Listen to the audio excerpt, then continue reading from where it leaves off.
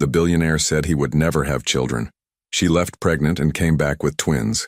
Some rules are carved in stone, until life proves them wrong. The morning sun filtered through the floor-to-ceiling windows of Logan Whitaker's penthouse office, casting sharp shadows across the mahogany desk where billion-dollar decisions were made daily. At 38, Logan had built an empire that stretched across 3 continents, but this Tuesday felt different, heavy, like the calm before a storm he couldn't predict. His fingers drummed against the leather armrest of his chair as he stared at the contract in front of him. A merger worth $800 million. Numbers that would make most people dizzy. For Logan, they were just another Tuesday. Mr. Whitaker, his assistant's voice crackled through the intercom. Ms. Carter is here for the legal review. Logan's chest tightened imperceptibly. Savannah Carter. 3 years of working together. 3 years of stolen glances across conference rooms. 3 years of pretending that what happened behind closed doors was just convenient. Send her in. The door opened, and Savannah walked in with that confident stride that had first caught his attention. Blonde hair pulled back in a professional bun, green eyes sharp as glass, carrying a leather briefcase that probably cost more than most people's monthly salary. She was everything Logan respected in a business partner. Brilliant, ruthless when necessary, and completely unreadable. "Good morning, Logan." Her voice was steady, professional. No hint of the woman who had whispered his name in the darkness just hours ago. "Savannah." He gestured to the chair across from his desk. "The Morrison acquisition needs your magic touch." She sat down, crossing her legs with practiced elegance. "Magic touch? I prefer to call it competence." A ghost of a smile tugged at Logan's lips. This was their dance. Sharp words hiding softer truths. She opened her briefcase and pulled out a stack of documents, her movements precise and controlled. "I've reviewed the preliminary contracts," she said, sliding the papers across his desk. "There are 17 potential legal vulnerabilities that could cost you millions if Morrison decides to play dirty." Logan leaned back in his chair, studying her face. "And your recommendation? Restructure the payment terms, add a penalty clause for non-disclosure violations, and..." She paused, her green eyes meeting his. "Trust your instincts. You didn't build this empire by being careless." For a moment, neither of them spoke. The air between them crackled with unspoken words, with memories of tangled sheets and whispered confessions that disappeared with the sunrise. "Logan?" Savannah's voice was softer now, almost vulnerable. "Can I ask you something?" He tensed. In 3 years, she had never asked him anything personal during business hours. Their relationship, if he could even call it that, existed in the shadows between professional obligations and stolen moments. "What do you want to know?" She set down her pen and looked at him directly. No longer the composed corporate lawyer, but the woman who had seen him at his most vulnerable. "Do you ever think about the future? Not business futures. Your future. Personal future." The question hit him like a physical blow. Logan's jaw tightened, and the familiar walls he had built around his heart slammed shut. "You know better than to ask me that." "Do I?" Savannah's voice was barely above a whisper. "Because sometimes when you look at me, I think..." "You think what?" His voice was sharp now, defensive. She stood up abruptly, gathering her papers with shaking hands. "Nothing. I think nothing." But Logan saw the truth in her eyes, the truth he had been running from for 3 years. She was falling in love with him. Maybe she already had, and that terrified him more than any financial crisis ever could. "Savannah." Her name came out rougher than he intended. She stopped at the door, her back to him. "Yes? We both know what this is. What we are." The words felt like glass in his throat. "Don't make it more complicated than it needs to be." Her shoulders sagged almost imperceptibly. "Of course. How foolish of me to think..." "Think what?" She turned around, and for the first time in 3 years, Logan saw tears threatening in her green eyes. "To think that maybe you could love someone the way they deserve to be loved." The silence stretched between them like a chasm. Logan wanted to say something, anything, but the words wouldn't come. He had built his entire life around avoiding this moment, this terrifying possibility of letting someone in completely. "I'll have the revised contracts on your desk by tomorrow," Savannah said, her professional mask sliding back into place. As the door closed behind her, Logan stared at the empty chair where she had been sitting. His hands were trembling slightly. Something that never happened during business negotiations, hostile takeovers, or million-dollar gambles. But Savannah Carter wasn't a business deal.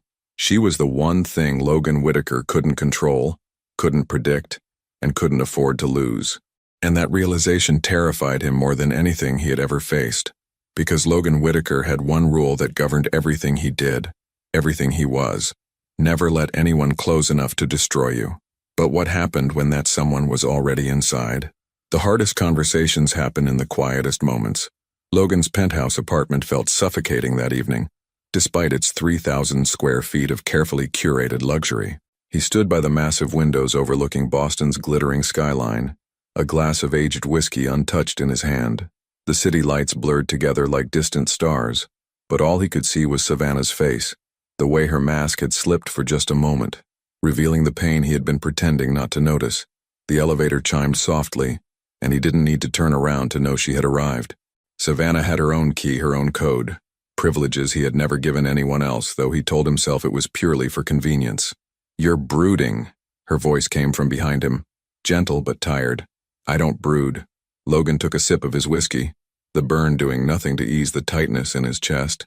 "I strategize." Her heels clicked softly against the marble floor as she approached. In his peripheral vision, he could see her reflection in the window. She had changed from her business suit into a simple black dress, her blonde hair loose around her shoulders. Beautiful, vulnerable, everything he couldn't allow himself to want. "Is that what you call what happened in your office today? Strategy?" Logan finally turned to face her. Savannah stood just close enough that he could smell her perfume, something subtle and expensive that he had unconsciously memorized. Her green eyes were guarded now, but he could see the hurt simmering beneath the surface. "What do you want me to say, Savannah?" "The truth." Her voice was steady, but her hands were clasped tightly in front of her. "For once, just tell me the truth." "The truth?" Logan laughed, but there was no humor in it. "The truth is that this, whatever this is between us, it has an expiration date. It always has." Something flickered across her face. "Because you don't do relationships. Because I don't do forever." The words came out harsher than he intended. "I don't do happily ever after, Savannah. I don't do Sunday mornings and family dinners and children." The word hung between them like a blade. Logan's jaw tightened. "Especially not children." Savannah moved to the couch, sinking into the soft leather with a sigh that seemed to come from somewhere deep inside her soul. "You know, I used to think it was because of your work. All those deals, all those responsibilities. It's not about work." "Then what is it about?" She looked up at him, and Logan saw something in her eyes that made his chest constrict. Hope. Desperate, foolish hope. "Because 3 years, Logan. 3 years of this dance we've been doing. 3 years of pretending we don't care about each other when we both know. We both know what?" The words came out like a growl. "That you're scared." The accusation hit him like a physical blow. Logan Whitaker, who had stared down hostile board members, who had negotiated billion-dollar deals without blinking, who had built an empire from nothing, scared. "I'm not scared of anything." Savannah stood up, crossing the room until she was close enough to touch him. "Your father left when you were 8. Your mother remarried 3 times before you turned 18. You lived in 12 different houses before you graduated high school." Logan's hand tightened around his whiskey glass. "Ancient history." "Is it?" Her voice was soft, understanding, and that somehow made it worse. "Because every time someone gets too close, you run. Every time someone wants more than you're willing to give." "I don't run." The words came out sharp, defensive. "I make smart choices." "What's smart about throwing away something real?" "This isn't real, Savannah." He gestured between them, his voice rising slightly. "This is convenient. This is temporary." The word hit her like a slap. Logan saw her flinch, saw the way her green eyes went bright with unshed tears, and he hated himself for it. But it was better this way. Better to hurt her now than to destroy her later. "Temporary," she repeated, her voice barely above a whisper. "You knew what this was from the beginning." "Did I?" Savannah's laugh was bitter. "Because you call me at 2 in the morning when you can't sleep. You remember how I take my coffee. You keep my favorite wine in your kitchen even though you don't drink it." Each observation was like a knife twisting in his chest. Because she was right. Because somewhere along the way, their arrangement had become something else. Something terrifying and wonderful and completely outside his control. "Those are just details." "No, Logan. Those are choices. Choices you made because..." She stepped closer, her hand reaching up to touch his face. "Because you love me." The words hung in the air like a confession and an accusation rolled into one. Logan's breath caught in his throat, and for a moment, just a moment, He let himself imagine what it would be like to say yes, to admit that she was right, to take that leap into the unknown. Instead, he stepped back, away from her touch, away from the possibility of everything he had spent his life avoiding. "I don't love anyone, Savannah. I can't." The silence that followed was deafening. Logan watched as something in Savannah's face crumbled, as the hope in her eyes died and was replaced by something harder. Resignation. "I see." Her voice was steady now, professional. The lawyer was back, armor firmly in place. "Well, thank you for the clarification." She turned to leave, and Logan felt panic claw at his chest. "Savannah, wait." "No." She paused at the elevator, her back to him. "You've made yourself very clear. I won't make the mistake of thinking there's more here than there is." The elevator doors opened with a soft chime. Savannah stepped inside, then turned to face him one last time. Her green eyes were dry now, but Logan could see the tears she was holding back. "For what it's worth," she said quietly, "I think you're wrong. I think you do love me. You're just too scared to admit it."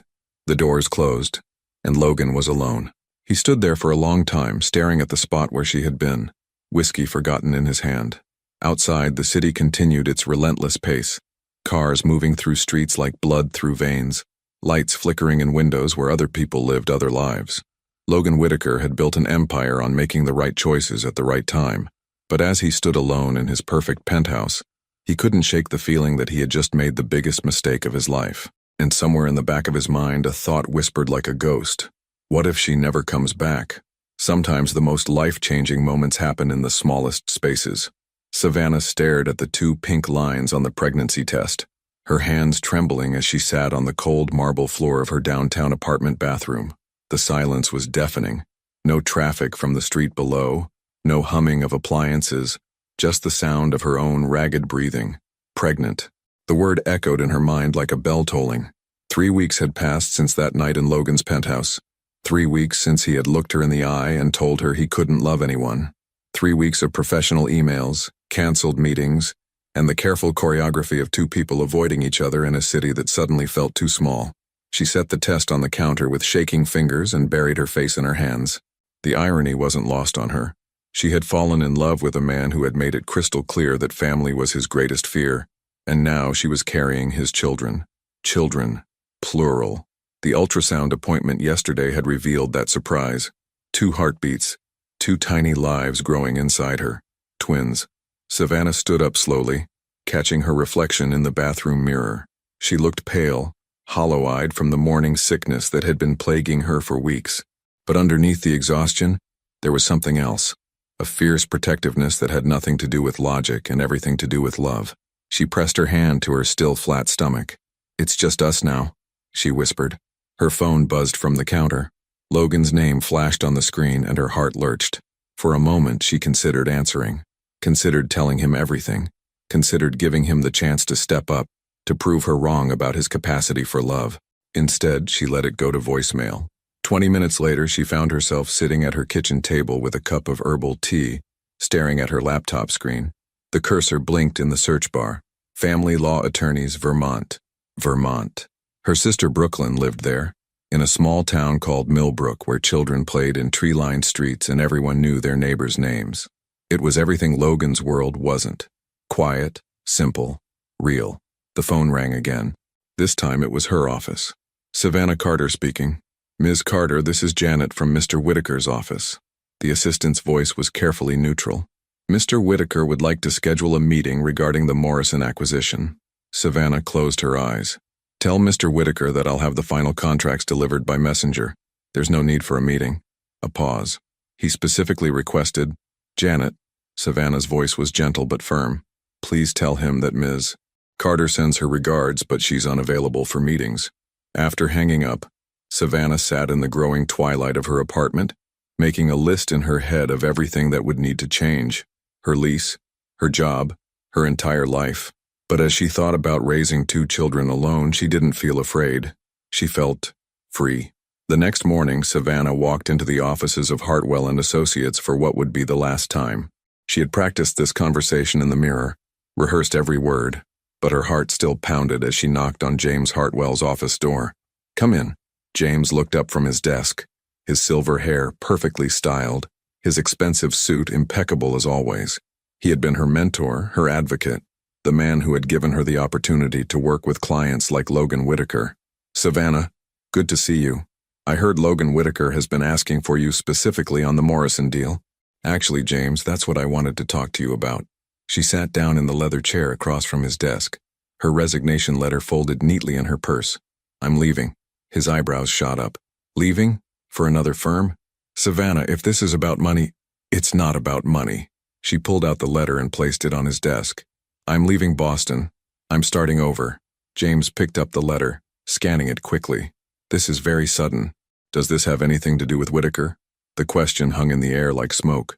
Savannah had prepared for this, had practiced deflecting, but sitting there under James's concerned gaze, she found herself telling a version of the truth. "Logan and we had a personal relationship. It's over now. I need a fresh start." James leaned back in his chair, studying her face. "I see. And you're sure about this? You're one of the most promising corporate lawyers I've ever worked with. Walking away from this, it's a big risk. Sometimes the biggest risks lead to the most important rewards." That afternoon, Savannah found herself in Logan's office building, but not to see him. She was there to clean out her temporary workspace, to collect the personal items she had left behind during months of late nights and weekend sessions. She moved efficiently, packing her few belongings into a small box. A coffee mug, a small potted plant, a photo of her in Brooklyn at last year's Christmas dinner. "Savannah?" She turned to find Marcus Webb, one of Logan's junior executives, standing in the doorway. He looked nervous, the way people did when they were about to deliver news they didn't want to share. "Marcus, what can I do for you?" "Mr. Whitaker is looking for you. He's been asking everyone if they've seen you." Savannah continued packing, her movements deliberate and calm. "Mr. Whitaker and I have concluded our business arrangement. He seems upset. I've never seen him like this."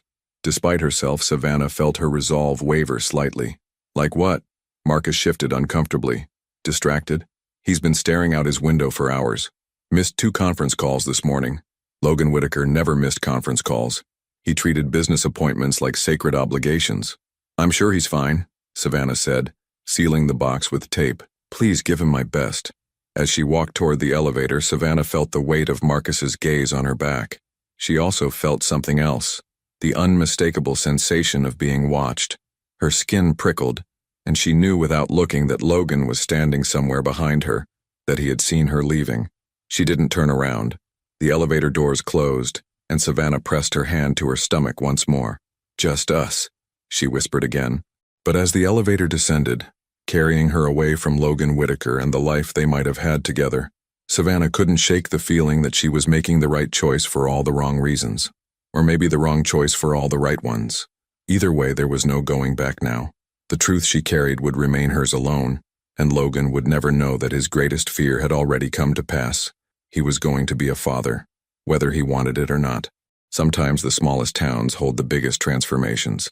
The morning sun streamed through the lace curtains of Savannah's small apartment above Henderson's Bakery on Main Street in Millbrook, Vermont. 2 years had passed since she'd left Boston, and the woman who woke up each morning to the sound of church bells and bird songs bore little resemblance to the corporate lawyer who once lived for the rush of high-stakes negotiations. "Mama! Mama!" The sound of tiny feet pattering across hardwood floors brought a smile to Savannah's face before she was even fully awake. Theo burst through her bedroom door first, his blonde hair wild with sleep, green eyes bright with the kind of excitement that only toddlers possessed. Levi followed close behind, more cautious but equally determined, clutching his favorite stuffed elephant. At 15 months old, the twins were everything Savannah hadn't dared to hope for during those terrifying early days of pregnancy. Theo was the adventurer, climbing on everything, exploring every corner, speaking in enthusiastic gibberish that somehow made perfect sense to his brother. Levi was the observer, thoughtful, gentle, with an intensity in his green eyes that sometimes took Savannah's breath away because it reminded her so much of. She pushed that thought aside, as she had learned to do 1,000 times over the past 2 years. "Good morning, my loves," she whispered, scooping both boys into her bed for their morning ritual of cuddles and giggles. Theo babbled something that sounded like Nana, while Levi pressed his small hand against her cheek, studying her face with that serious expression that was becoming his trademark. "Yes, we're going to see Nana Brooklyn today," Savannah said, understanding Theo's attempt at words. "But first, breakfast." Downstairs in her tiny kitchen, Savannah moved with the efficient grace of a mother who had learned to do everything one-handed while balancing a child on her hip. The apartment was small but cozy. 2 bedrooms, a living area that doubled as her home office, and a kitchen just big enough for a small table where she and the boys shared their meals. It was nothing like Logan's penthouse with its sweeping views and marble surfaces, but it was theirs. The smell of fresh bread from the bakery below always made the apartment feel warm and welcoming. Mrs. Henderson, the 70-year-old owner, had become like a grandmother to the boys, often slipping them extra cookies when Savannah brought them downstairs for their morning walk. "Mama work?" Levi asked, pointing to the laptop on the kitchen counter where Savannah handled her family law cases. "Later, sweetheart. First, we play." Savannah had found her calling in family law, helping parents navigate custody battles, assisting with adoptions, mediating divorce proceedings with compassion rather than corporate ruthlessness. The work paid less than corporate law, but it filled a part of her soul that she hadn't realized was empty. A knock at the door interrupted their breakfast routine. Savannah opened it to find Brooklyn standing there with her usual bright smile, her arms full of groceries, and her auburn hair pulled back in a practical ponytail. "Morning, sister. Ready for our adventure to the farmer's market?" Brooklyn had been Savannah's lifeline during those first difficult months.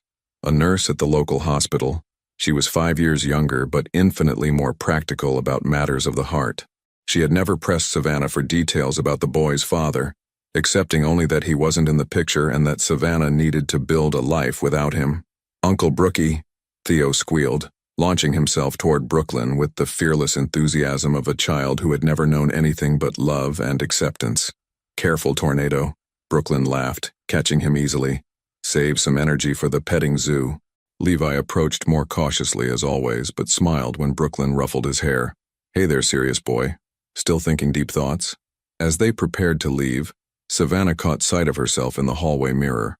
Gone was the perfectly styled corporate attorney.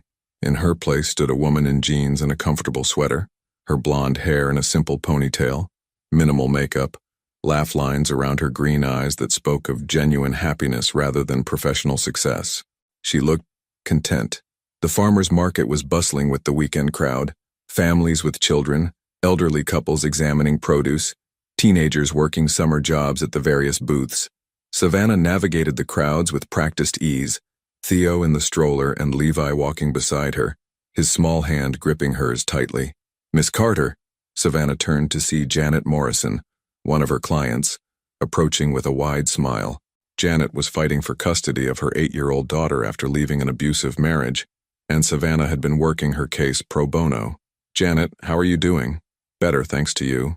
The judge granted me primary custody yesterday." Janet's eyes filled with tears.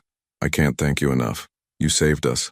As Janet hugged her, Savannah felt that familiar warmth that came with knowing she was using her skills to truly help people. It was different from the adrenaline rush of closing million-dollar deals, but it was deeper, more lasting. "You saved yourself," Savannah said gently. "You just needed someone to believe in you."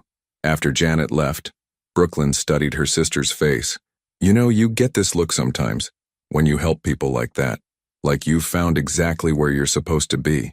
Savannah knelt down to help Levi pet a friendly golden retriever, watching as his serious expression melted into pure joy.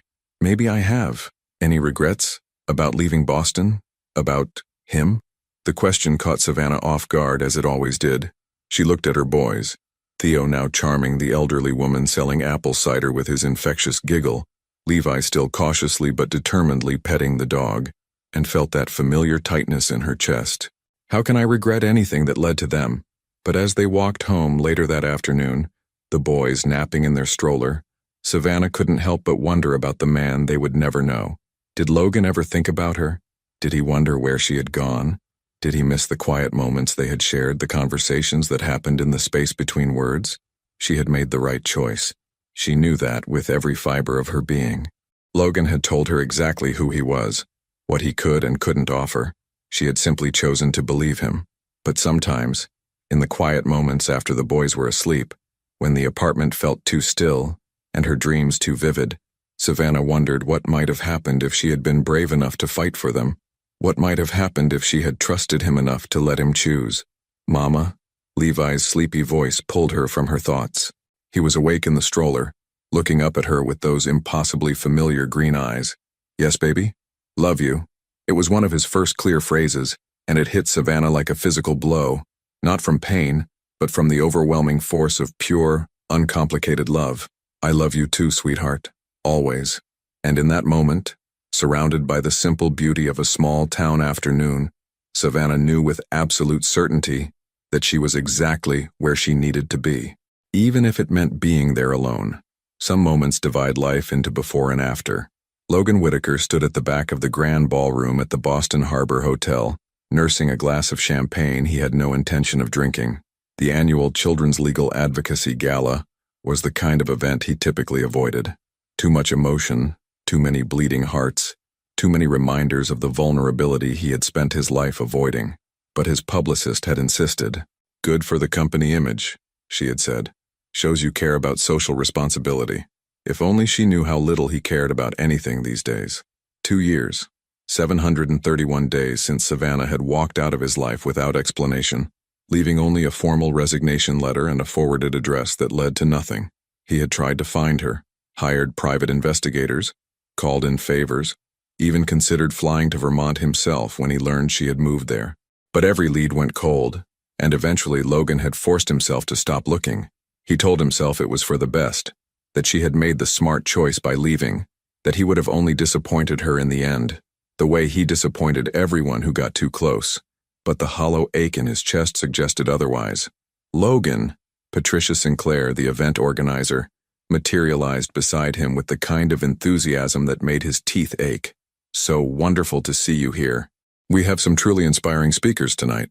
Logan nodded politely, his attention already drifting toward the exit. "I'm sure they're all very inspiring. Oh, you'll love our keynote speaker. She's a family law attorney from Vermont who's been doing absolutely revolutionary work with children's advocacy. Very young, very passionate." The lights dimmed, cutting Patricia off mid-sentence. Logan found himself trapped as the crowd settled into their seats and a spotlight illuminated the stage. He could leave now, make some excuse about urgent business, but something kept his feet planted to the marble floor. "Ladies and gentlemen," the announcer's voice boomed through the ballroom, "please welcome our keynote speaker, Savannah Carter." Logan's champagne glass slipped from his fingers, shattering against the floor with a sound that seemed impossibly loud in the hushed ballroom. But he barely heard it over the roaring in his ears as a figure in a navy blue dress walked onto the stage. Savannah. 2 years had changed her. She moved with a different kind of confidence now, softer, more grounded, but no less powerful. Her blonde hair was shorter, framing her face in gentle waves. She wore minimal makeup, and when she smiled at the audience, Logan saw something in her green eyes that hadn't been there before. Peace. "Thank you for having me tonight."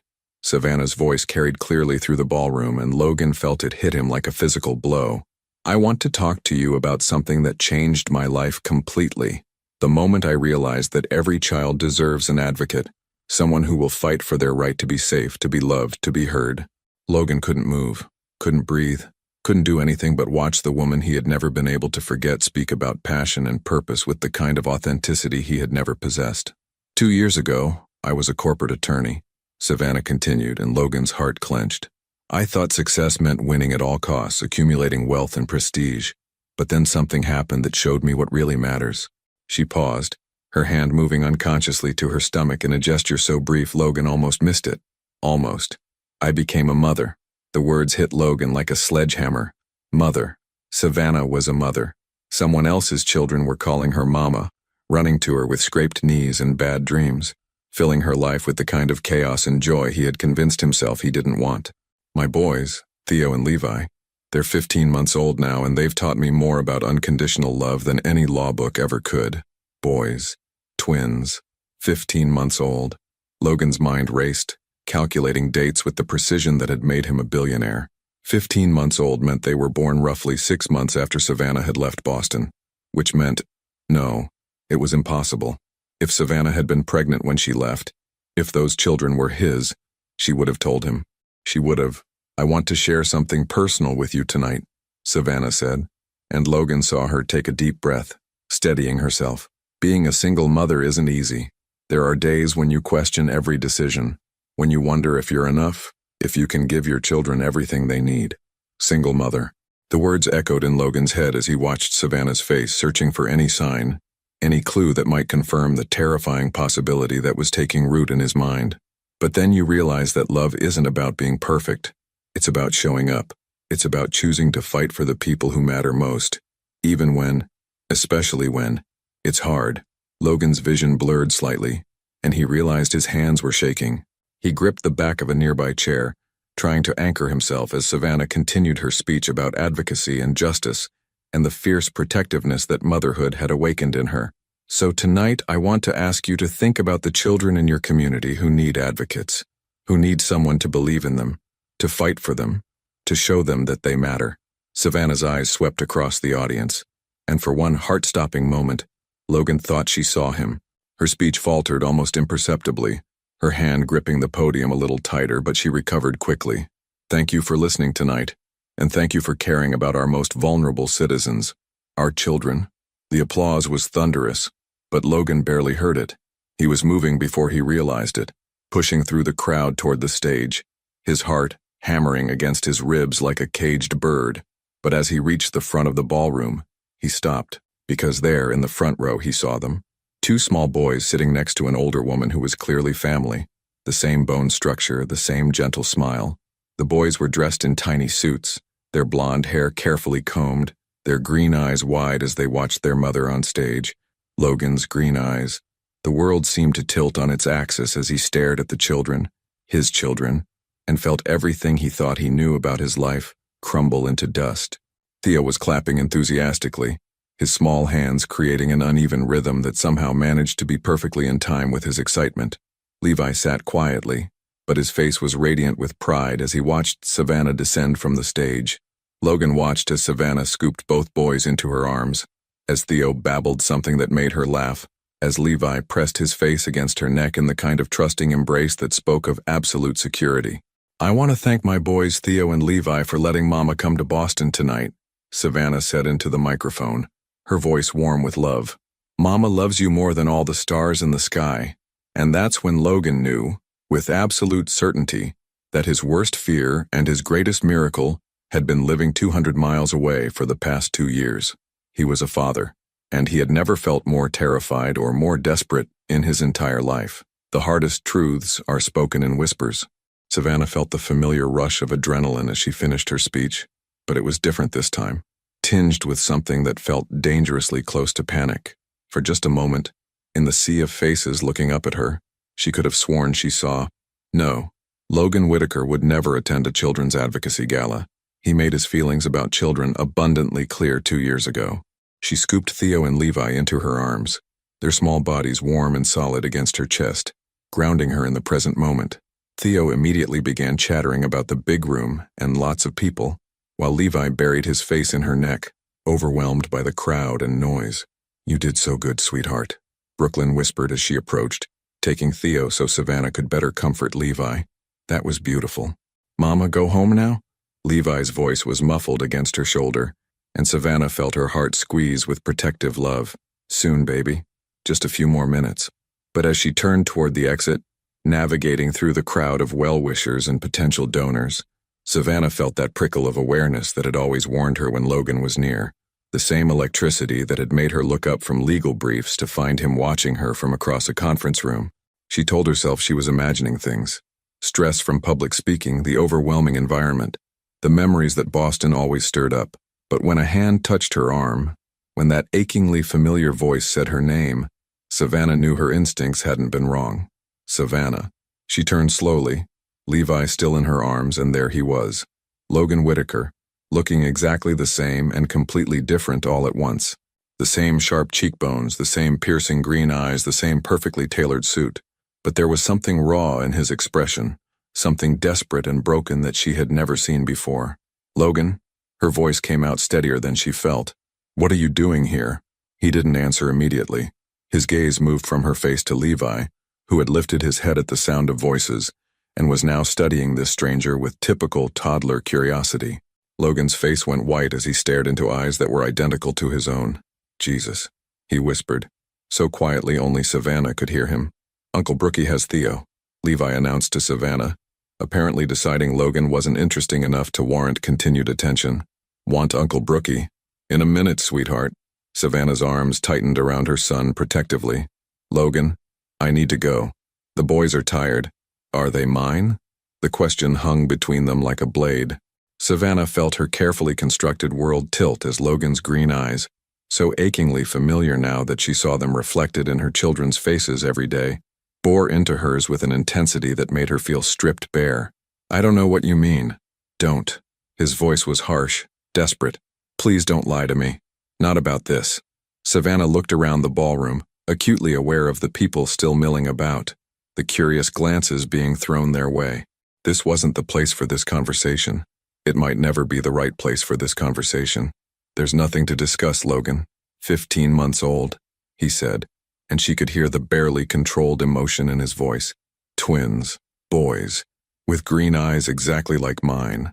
Levi had grown restless, squirming in Savannah's arms and reaching toward where he could see Brooklyn and Theo near the exit. Mama down. Just a moment, baby. But Logan was staring at Levi with such naked longing that Savannah felt her resolve wavering. She had imagined this moment 1,000 times, what she would say if Logan ever found out, how she would handle his questions, his anger, his demands, but she had never imagined the look of pure devastation on his face. You were pregnant when you left, Logan said quietly. That's why you left. It wasn't a question, but Savannah found herself nodding anyway. What was the point of lying now? Why didn't you tell me? The question she had dreaded, the one that had no good answer. Because how could she explain that she had been protecting him from something he had made clear he never wanted? How could she make him understand that she had left out of love, not spite?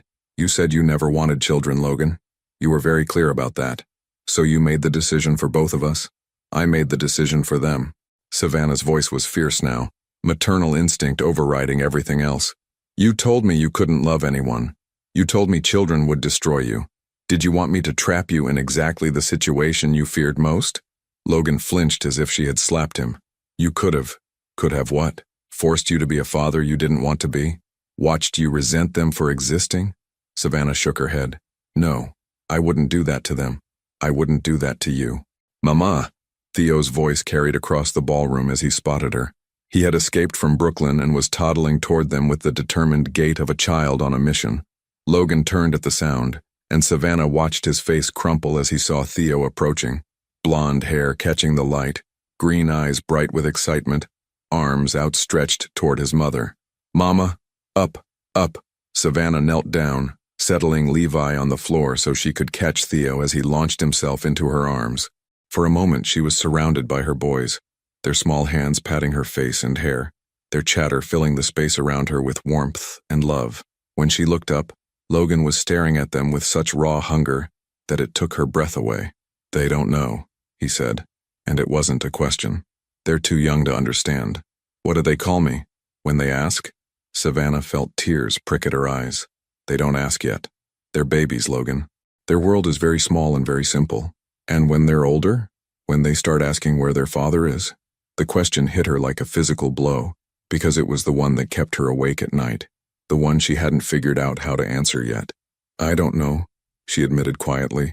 Logan was quiet for a long moment, watching as Theo babbled to Levi in their private twin language, as Levi leaned against Savannah's leg for comfort, while still maintaining his curious distance from this stranger.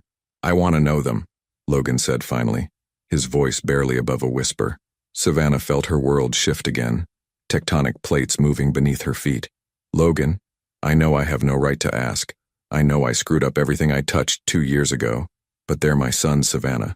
And he stopped, seeming to struggle with words. I can't unknow that they exist. Brooklyn appeared beside them, Savannah's purse in her hand and concern written across her face. Everything okay? The boys are getting cranky. Savannah stood up, gathering Theo and Levi close to her sides. They were indeed getting fussy, overwhelmed by the long day and the strange environment. Levi was rubbing his eyes and Theo was starting to make the whimpering sounds that meant a meltdown wasn't far behind. We need to go, Savannah said to Logan. It's past their bedtime. Logan nodded, but his eyes never left the boys. Can we talk tomorrow, please? Savannah felt the weight of 2 years' worth of decisions pressing down on her shoulders. The careful life she had built in Vermont, the peace she had found, the security she had given her children, all of it suddenly felt fragile as glass. But looking at Logan's face, seeing the desperate hope there, she found herself nodding.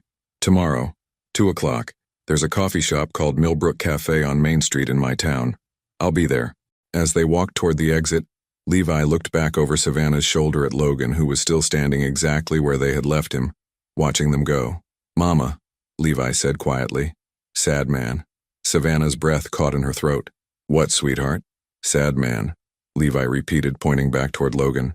Like Mama sometimes. And in that moment, Savannah realized that her 15-month-old son had seen something in Logan that she had been too afraid to acknowledge. That maybe, just maybe, Logan Whitaker's greatest fear hadn't been having children. Maybe it had been losing them. Some conversations require the courage to be completely vulnerable. Logan Whitaker had negotiated billion-dollar deals in boardrooms around the world, but he had never been more nervous than he was sitting in the corner booth of Millbrook Cafe at 1:45 p.m., waiting for Savannah to arrive.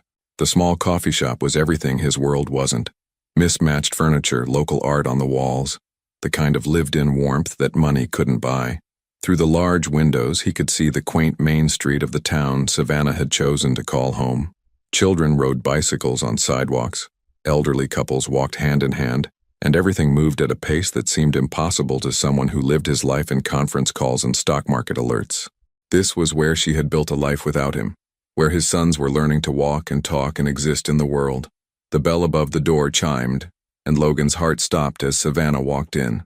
She wore jeans and a soft green sweater that brought out her eyes, her blonde hair loose around her shoulders. She looked younger somehow, more at peace than he had ever seen her, but he could see the tension in the way she carried herself. She spotted him immediately and walked over, sliding into the booth across from him with careful precision, maintaining distance even in the small space. You came, she said, and Logan heard the surprise in her voice. Did you think I wouldn't? Savannah studied his face for a moment. The Logan I knew 2 years ago would have had his lawyers draw up custody papers by now. The observation hit harder than she probably intended. Because she was right. 2 years ago, Logan's first instinct would have been to control the situation, to use his wealth and power to get what he wanted. But sitting here now, in this place that belonged entirely to Savannah's new world, he felt like a stranger to that version of himself. Where are they? He asked quietly. With Brooklyn, at the park. Savannah's protective instincts were clearly still on high alert. They don't understand why Mama needed to meet the sad man from last night. Logan winced. Levi said that? Children see things we think we're hiding. Savannah's voice was gentle but firm. They're very intuitive. A waitress approached, a young woman with pink hair and a warm smile who clearly knew Savannah well. The usual Savannah? And for your friend? Coffee, black, Logan said automatically. And I'll take a chai latte, thanks, Kimber. When they were alone again, silence stretched between them like a chasm. Logan found himself studying Savannah's hands as she traced patterns on the worn wooden table. No wedding ring, no engagement ring, but there were other changes. Small calluses from playground equipment and stroller handles, a tiny scar on her thumb from some domestic accident, the short practical nails of a mother who had more important things to do than maintain perfect manicures. You said you wanted to know them, Savannah said finally. What does that mean to you? Logan had prepared for this question during the sleepless night he'd spent in his Boston hotel room, but now, faced with Savannah's direct gaze, all his rehearsed answers seemed inadequate. I don't know, he admitted. I don't know how to be a father. And you think I knew how to be a mother? Savannah's laugh was soft, but not unkind. I learned by doing, by making mistakes, by getting up at 3 a.m. when they had nightmares and figuring out how to make them feel safe. But you chose it. You wanted to be their mother. I chose them, Savannah corrected. There's a difference. Logan's coffee arrived, and he wrapped his hands around the mug, needing something to anchor him. Tell me about them, about who they are. For the first time since she'd sat down, Savannah's face softened. He's fearless. He climbs everything, explores everything, talks to everyone. He has this laugh that's completely infectious when he's happy. Everyone around him is happy. And Levi? Levi is the thinker. He watches everything, processes everything. He's incredibly gentle, with animals, with other children, with anything fragile.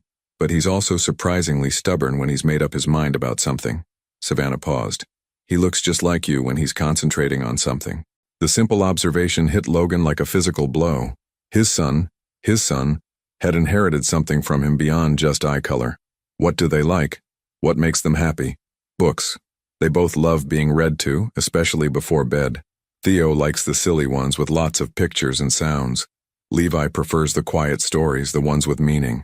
Savannah's voice grew warmer as she talked about them. They love music.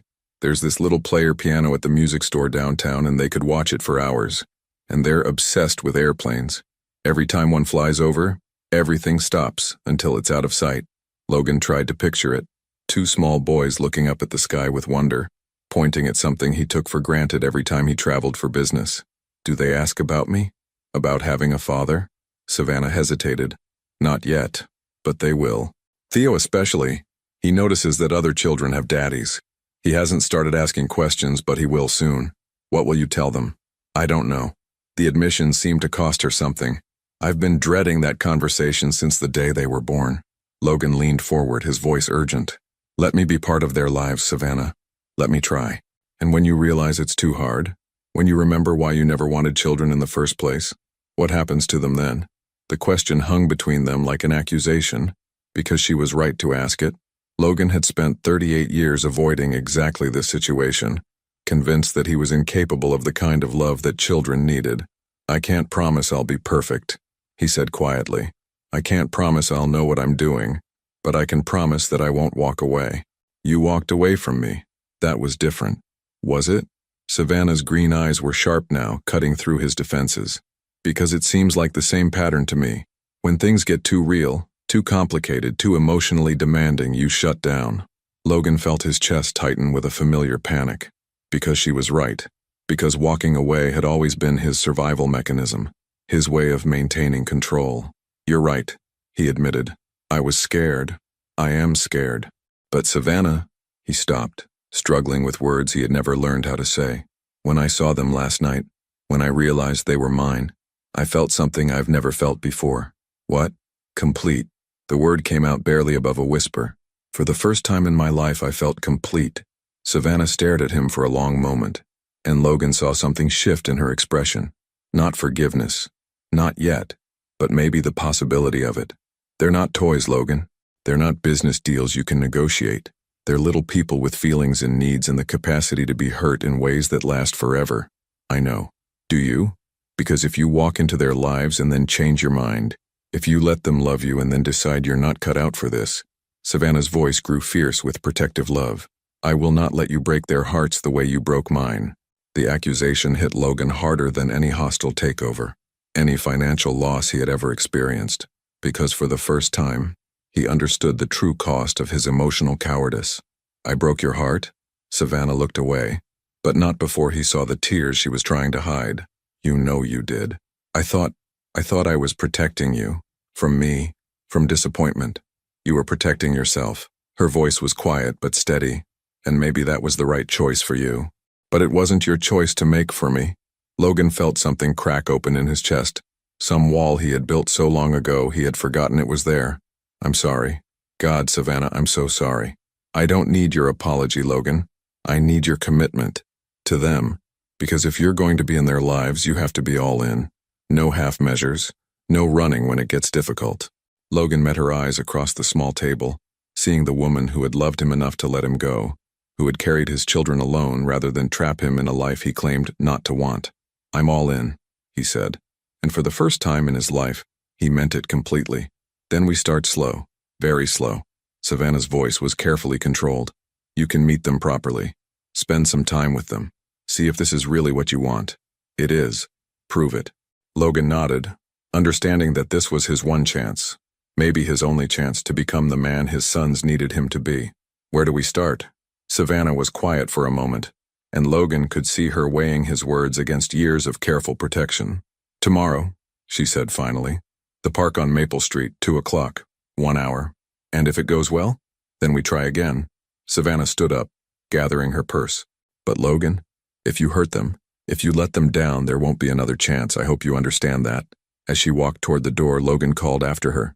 Savannah? She turned back. Thank you for giving me this chance. She studied his face for a moment, and Logan saw something in her eyes that he hadn't seen in 2 years. Hope. Don't make me regret it, she said quietly.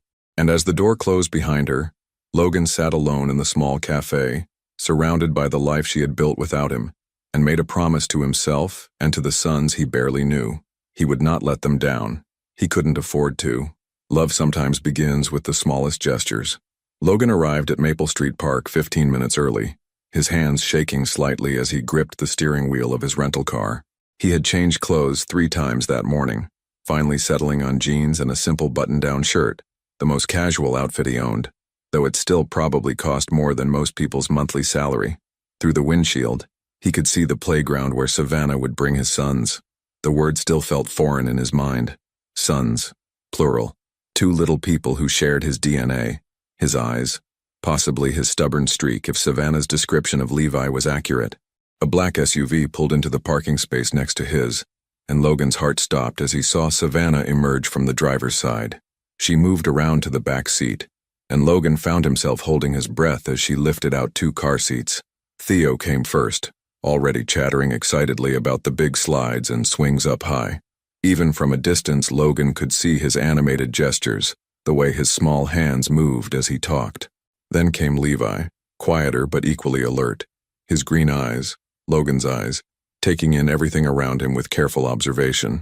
Logan climbed out of his car on unsteady legs, feeling more nervous than he had ever been in his life. Billion-dollar board meetings had nothing on this moment. "Mama, airplane!" Theo suddenly shouted, pointing at a small plane passing overhead. Both boys stopped everything to watch it disappear behind the clouds, just as Savannah had described. "Bye-bye, airplane," Levi said solemnly, waving his small hand. The simple interaction hit Logan like a physical blow. These were his children, his actual children, with personalities and preferences, and the kind of innocent wonder he had forgotten existed. Savannah saw him approaching and bent down to the boy's level. "Remember the man from yesterday? He's coming to play with us today." Theo looked up at Logan with curiosity but no fear. "You play slides?" Logan knelt down, bringing himself to eye level with both boys. Up close, the resemblance was unmistakable. Not just the green eyes, but the shape of their faces, the way Levi's eyebrows drew together when he was thinking. "I can try," Logan said, his voice coming out rougher than he intended. "What kind of slides do you like?" "Big ones," Theo exclaimed, then immediately took off toward the playground equipment with the fearless energy Savannah had described. Levi remained closer to his mother, studying Logan with that intense gaze that seemed far too mature for a 15-month-old. "He's shy at first," Savannah explained quietly, "but he warms up." Logan nodded, not trusting his voice, because looking at Levi, really looking at him, was like seeing himself as a child before the walls went up, before he learned that distance was safer than connection. "Levi liked books," Levi announced suddenly, apparently deciding Logan deserved this piece of information. "I like books too," Logan managed. "What's your favorite?" Levi considered this seriously. "Bear book. Brown bear. Brown bear. Brown bear. What do you see?" Savannah translated with a small smile. "We read it every night." "Mama, come." Theo's voice carried across the playground where he had already climbed to the top of the largest slide structure. "Coming, sweetheart," Savannah called back, then looked at Logan. "Ready?" Logan wasn't sure he would ever be ready, but he nodded anyway. The next hour passed in a blur of new experiences that rewrote everything Logan thought he knew about himself. He found himself crouched in a sandbox helping Theo build what the toddler insisted was a castle for dinosaurs. He pushed Levi on a small swing, marveling at the pure joy on his son's face as he went higher and higher, calling out, "More, more," with uncontainable delight. When Theo scraped his knee on the playground equipment, Logan watched in amazement as Savannah transformed into a one-woman medical team, producing Band-Aids and comfort with the efficiency of someone who had done this countless times. But what struck him most was how Theo immediately stopped crying when she kissed the Band-Aid and declared it, "All better." "Kiss, make better," Levi explained seriously to Logan, as if this were a fundamental law of the universe. "Always?" Logan asked. "Always," Levi confirmed with the absolute certainty of a child who had never known a world where mama's kisses didn't fix everything. As the hour drew to a close, Logan found himself sitting on a bench with Levi in his lap, something that had happened so naturally he barely realized it was occurring. Levi was showing him a small toy truck, explaining in his limited vocabulary how the wheels turned and the back lifted up. "Truck go beep beep," Levi said, making the sound effect with serious concentration. Beep beep, Logan repeated and was rewarded with a smile that literally took his breath away. Theo had climbed onto the bench beside them, leaning against Logan's arm as he watched an older child on the monkey bars. "I do that someday," he announced confidently. "You will," Logan said, and suddenly he could picture it, teaching them to use the monkey bars, catching them when they fell, cheering them on when they succeeded. "Time to go, boys," Savannah said gently, and Logan felt a sharp pang of disappointment. "5 more minutes?" Theo asked, using what was clearly a well-practiced negotiation tactic. "We can come back another day," Savannah said, then looked at Logan. "If Logan wants to." "I want to," Logan said immediately, then caught himself. "I mean, if that's okay. If you want me to." Theo jumped up and down. "Logan, come back. Logan, come back." Levi slid down from Logan's lap but didn't move away. Instead, he reached up and patted Logan's face with one small hand, the same gesture Logan had seen him do with Savannah. "You sad today?" Levi asked, tilting his head with concern. Logan felt his throat tighten. "Not sad. Happy." "Good," Levi said solemnly, then turned and walked toward his mother. As they gathered their things to leave, Theo ran back to Logan and wrapped his small arms around Logan's legs in an impulsive hug. "Bye-bye, Logan. See you soon." Logan knelt down, and for the first time in his life hugged his child. Theo smelled like sunshine and playground dust, and something indefinably sweet that Logan realized must just be the scent of childhood. "See you soon, buddy." When they reached their cars, Savannah was quiet as she buckled the boys into their car seats. Both children were tired from their adventure, Levi already drooping with exhaustion and Theo fighting sleep with the determination of someone who didn't want to miss anything. "How was that?" Savannah asked quietly, her back to Logan as she adjusted Theo's straps. "Terrifying," Logan admitted. "And perfect." Savannah turned to face him, and Logan saw something in her expression that hadn't been there before. Not trust, not yet, but maybe the beginning of it. "They liked you. I liked them too. More than liked." Logan struggled with words that seemed too small for what he was feeling. "I never understood before what you meant about unconditional love. And now?" Logan looked through the car window at his sons. Levi already asleep, Theo fighting a losing battle against heavy eyelids. "Now I think I'd do anything to keep them safe, to make them happy." Savannah studied his face for a long moment. "Tomorrow's Saturday. We usually go to the farmer's market in the morning. Would you like to come?" "Yes." The answer came without hesitation. "It's not exciting, just buying vegetables and letting them see the animals." "It sounds perfect." As Savannah drove away with his children, Logan sat in his car for a long time, watching them disappear around the corner. His hands were no longer shaking, but his heart was racing for an entirely different reason. For the first time in his life, Logan Whitaker understood what it meant to have something worth fighting for, something worth becoming better for. And as he finally started his car and drove back toward his hotel, Logan made another promise to himself. He was going to learn how to be the father Theo and Levi deserved, no matter how long it took.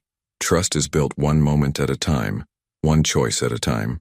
3 weeks had passed since that first afternoon at the park, and Logan had kept every promise he'd made.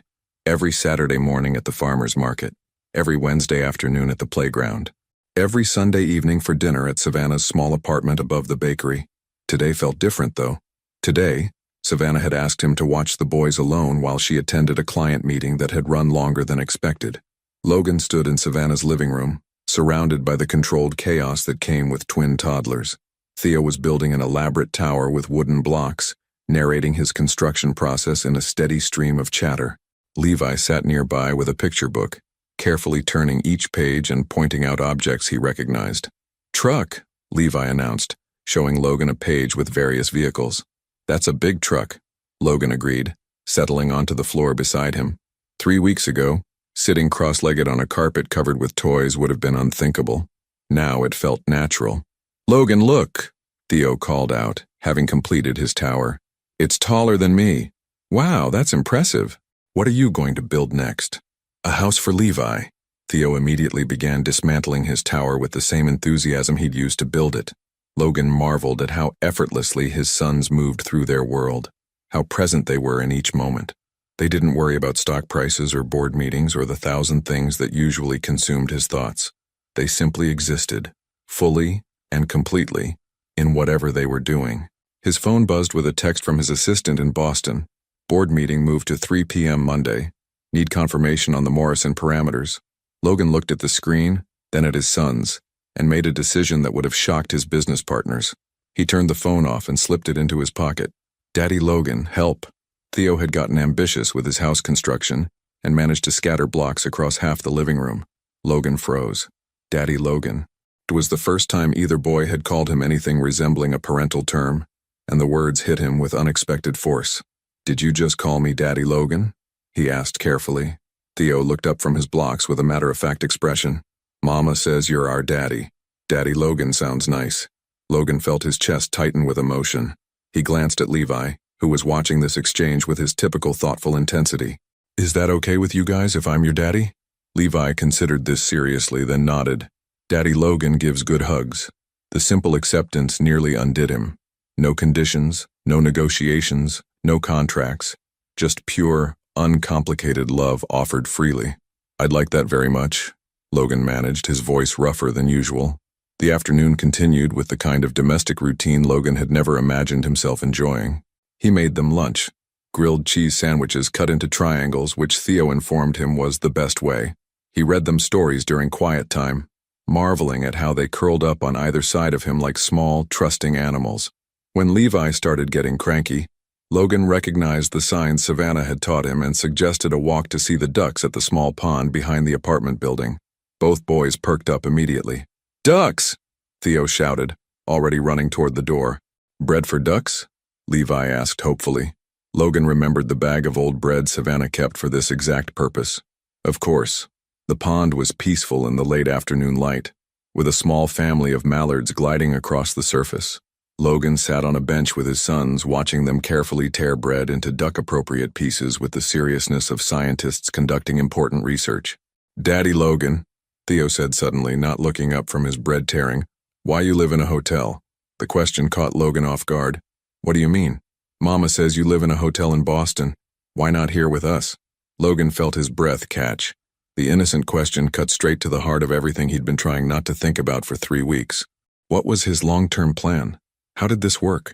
Could he really divide his life between Boston and Vermont indefinitely? It's complicated, buddy. I have work in Boston. You could work here, Levi said quietly, his logical mind already working through solutions. Mama works here. That's different. Mama's work is here. So move your work, Theo said with the simple logic of a child who couldn't understand why adults made things so difficult. Before Logan could attempt to explain the complexities of running a billion-dollar company, his phone rang. Despite his earlier resolution to ignore it, the ringtone indicated it was his head of operations, someone who only called for genuine emergencies. I need to take this, he said apologetically. Stay right here by the ducks, okay? Marcus, this better be important. Logan, thank God. We have a situation with the Singapore deal. The whole thing's falling apart, and Chen is threatening to pull out entirely. We need you here tonight for an emergency video conference with the board. Logan looked at his sons, who were still focused on their duck-feeding mission, completely absorbed in their simple task. The old Logan would have been on a plane within the hour. The old Logan would have seen this as proof that he couldn't have both worlds. Can't it wait until Monday? Logan, this is a $800 million deal. Chen specifically asked for you. If we lose this, then we lose it. The words came out before Logan fully realized he was saying them. Find another way, Marcus. I'm not available until Monday. The silence on the other end was telling. In 15 years of working together, Logan had never put anything before business. Are you feeling all right? This is completely unlike you. Logan watched Theo help Levi reach over the pond's edge to drop his bread closer to the ducks. Maybe that's the problem. After hanging up, Logan sat back down between his sons, trying to process what he'd just done. He had essentially walked away from hundreds of millions of dollars to spend the afternoon feeding ducks with 2 toddlers. And he didn't regret it for a second. Daddy Logan sad? Levi asked, apparently sensing his internal conflict. No, little man. Not sad. Good. Levi leaned against Logan's arm, offering comfort in the unconscious way children did. When Savannah returned an hour later, she found all 3 of them on the living room floor, Logan reading Brown Bear, for what was probably the 10th time while Theo acted out all the animals and Levi turned the pages. How did it go? She asked, and Logan could hear the careful note in her voice. The question of a mother who had left her children with someone she was still learning to trust. "They called me Daddy Logan," Logan said quietly, and watched Savannah's face soften. "And how do you feel about that?"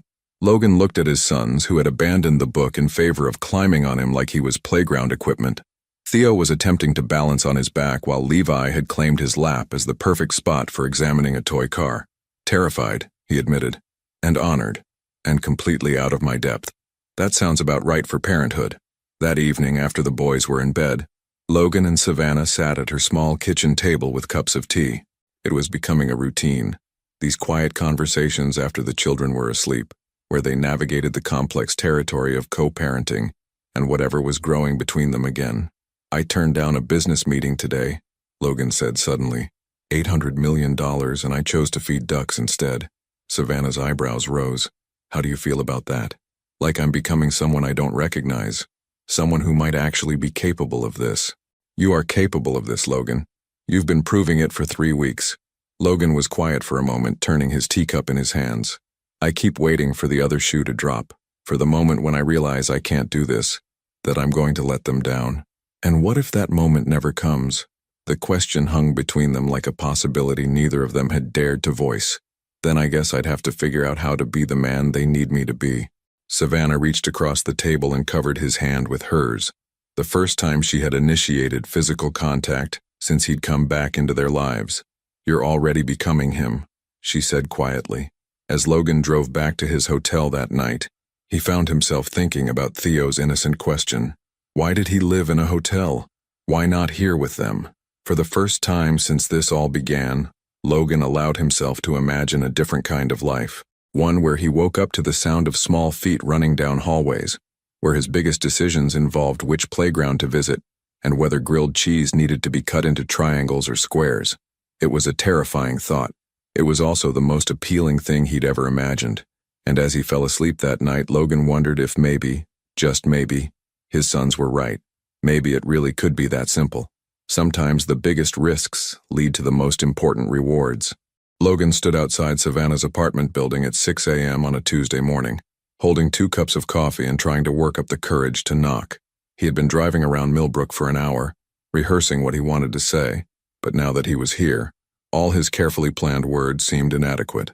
The decision had crystallized the night before, during yet another emergency conference call about the Singapore deal. As he sat in his sterile hotel room listening to his board members argue about profit margins and market projections, Logan had felt something shift inside him, a quiet but definitive click, like a lock finally opening.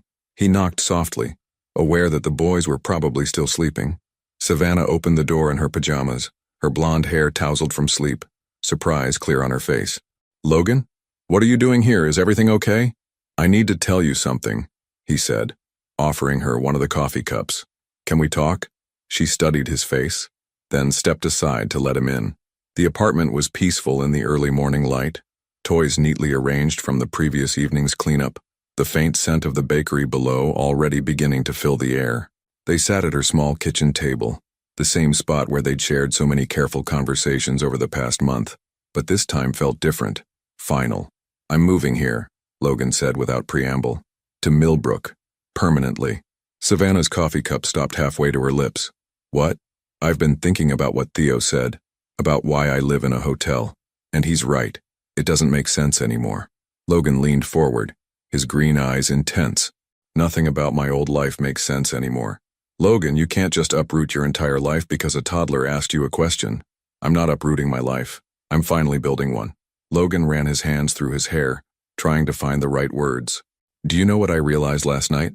I've spent 38 years building an empire, accumulating wealth and power and success, and I've never once felt the kind of joy I get from reading Brown Bear to Levi for the 10th time in a row." Savannah was quiet, but Logan could see her processing, could see the careful hope warring with protective skepticism in her green eyes. "What about your company, your board? You can't just walk away from billions of dollars." "I'm not walking away. I'm restructuring."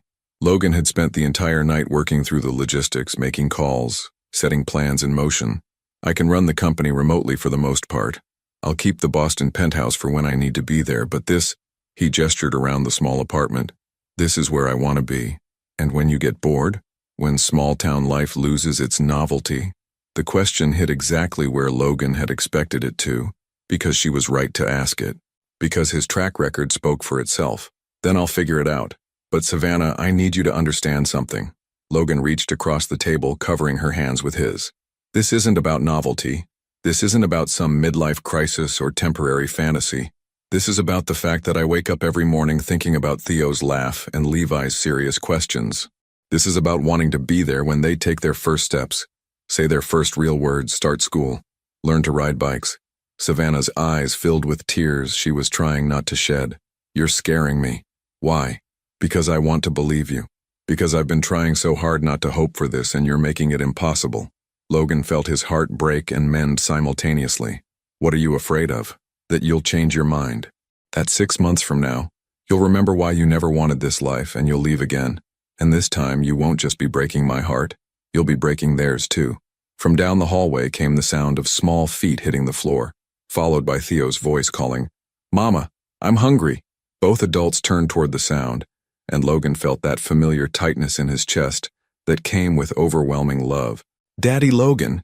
Theo appeared in the kitchen doorway, his hair sticking up in every direction, wearing dinosaur pajamas. "You're here early. I wanted to see you guys before I had to make some important phone calls." Levi appeared behind his brother, moving with his usual cautious approach to the day. But when he saw Logan, his serious face broke into a smile. "Daddy Logan, read books? After breakfast, buddy." Logan helped Savannah make breakfast, moving around her small kitchen with a familiarity that had developed over weeks of shared mornings. He knew where she kept the good plates, which pan she preferred for pancakes, how Theo liked his cut into small pieces, while Levi preferred his whole. As they sat around the table, Logan watched his sons eat their breakfast with the focused intensity that children brought to important tasks. Theo chattered about a dream he'd had involving dinosaurs and ice cream trucks. Levi carefully examined each bite before eating it, occasionally offering commentary on the texture or temperature. This was what he had been missing his entire life without knowing it. "Daddy Logan," Theo said suddenly, syrup covering most of his face. "Are you sad today?" "No, buddy." "Why? You look like you're thinking big thoughts." "Mama gets that face when she has big thoughts." Logan glanced at Savannah, who was watching this exchange with careful attention. "I'm thinking big thoughts," Logan admitted. "I'm thinking about how much I love you and Levi and your mama." The words slipped out before Logan could stop them, and the kitchen fell silent. Levi looked up from his pancakes with interest, as if this were simply another piece of information to process. Theo grinned with syrup-sticky satisfaction. "We love you too, Daddy Logan." But Logan was looking at Savannah, whose face had gone pale. "Boys," she said carefully, "why don't you go brush your teeth? I need to talk to Daddy Logan for a minute." After the boys had thundered down the hallway, Savannah turned to face Logan with an expression he couldn't read. "Did you mean that? What you just said?" Logan felt his heart hammering against his ribs. "Yes." "Which part?" "All of it." Logan stood up, needing to pace, needing to move. "I love Theo's fearless enthusiasm and Levi's thoughtful questions. I love the way they trust me completely, even though I've done nothing to earn it. I love watching you be their mother, the way you know exactly what they need before they know it themselves. Logan. And I love you, Savannah. I love the woman you were in Boston, but I'm completely in awe of the woman you've become here. You built this beautiful life, raised these incredible children, found work that matters, all while I was sitting in my empty penthouse convincing myself that isolation was strength." Savannah stood up too, tears flowing freely now. "You can't just say things like that. You can't just walk back into our lives and what? Love you? Because I do. I have since the beginning. I was just too scared to admit it. And now you're not scared?" Logan laughed, but there was no humor in it. "I'm terrified. I'm more scared than I've ever been in my life. But I'm more scared of living without you, without them. What if it's not enough? What if love isn't enough to make this work?"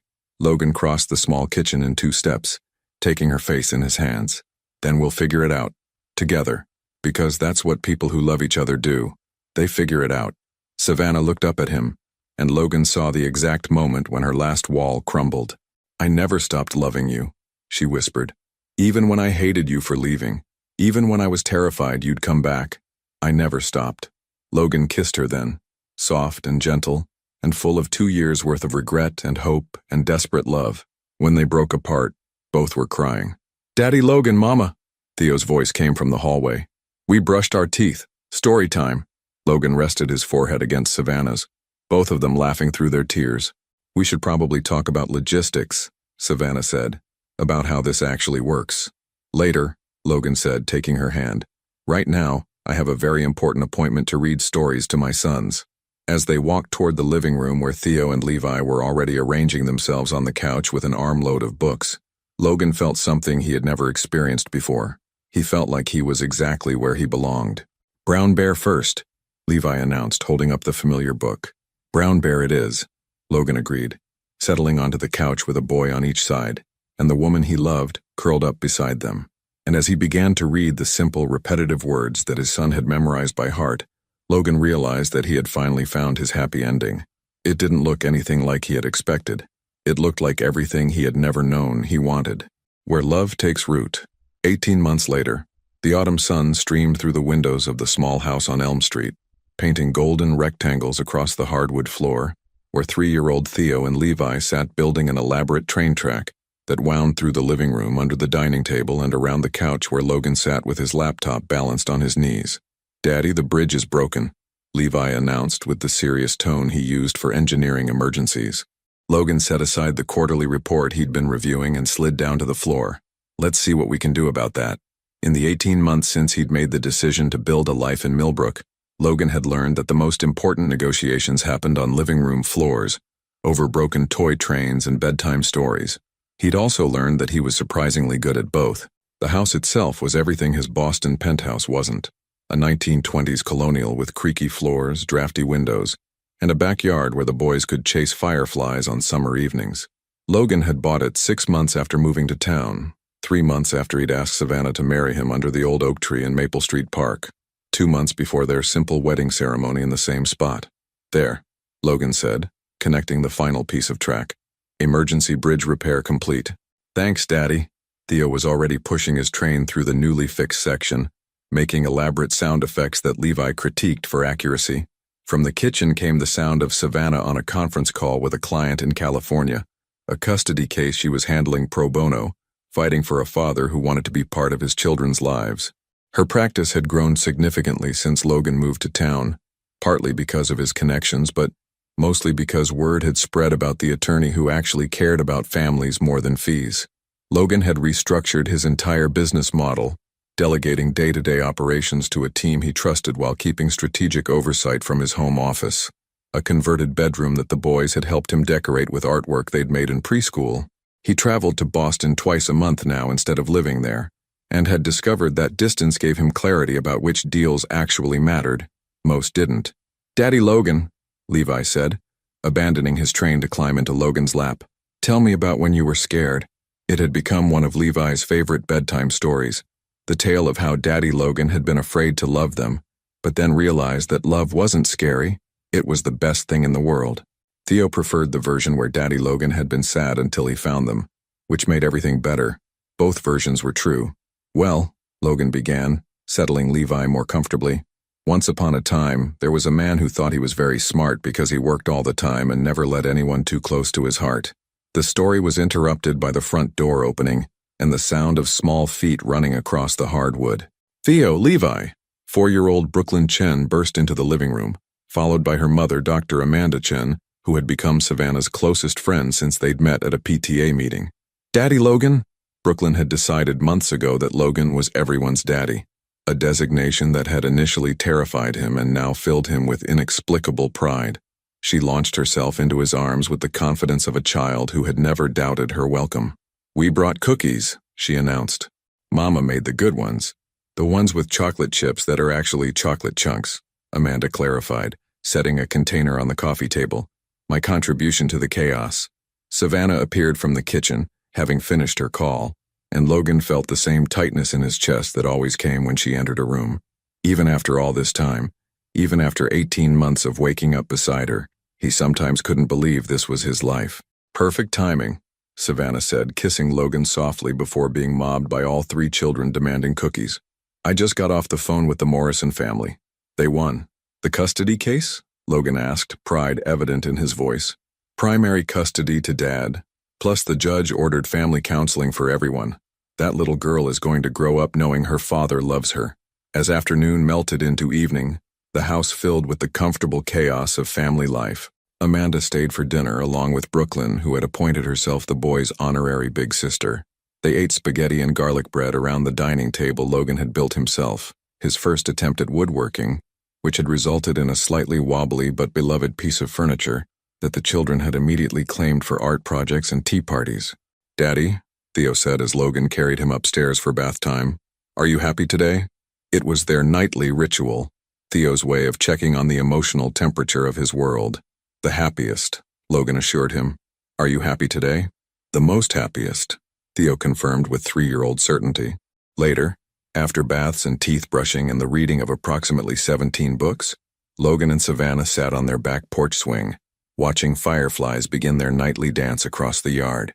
The baby monitor crackled softly beside them, carrying the sound of the boys' sleepy whispers as they settled into their shared bedroom. "Amanda asked me something interesting today," Savannah said, curling up against Logan's side. "What's that?" "She asked if we ever thought about having more children." Logan felt his breath catch. They had talked about marriage, about merging their lives, about the logistics of blending business and family. But somehow, the possibility of expanding their family hadn't come up. "What did you tell her?" "That I'd have to talk to my husband." Savannah looked up at him, her green eyes soft in the porch light. "What do you think?" Logan thought about Theo's fearless enthusiasm and Levi's thoughtful questions. He thought about 3 a.m. feedings and sleepless nights, and the particular exhaustion that came with loving small people more than life itself. He thought about how empty his life had been before them. "I think," he said carefully, "that I never imagined wanting anything more than what we have. And I also think that maybe that's exactly why we should consider it."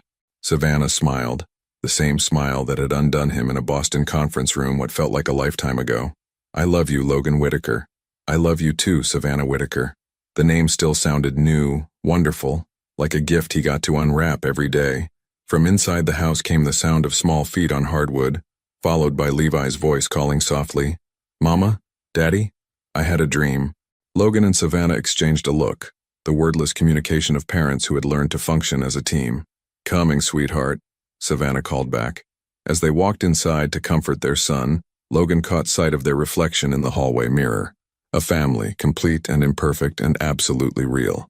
Savannah in her favorite jeans and one of his old button-down shirts.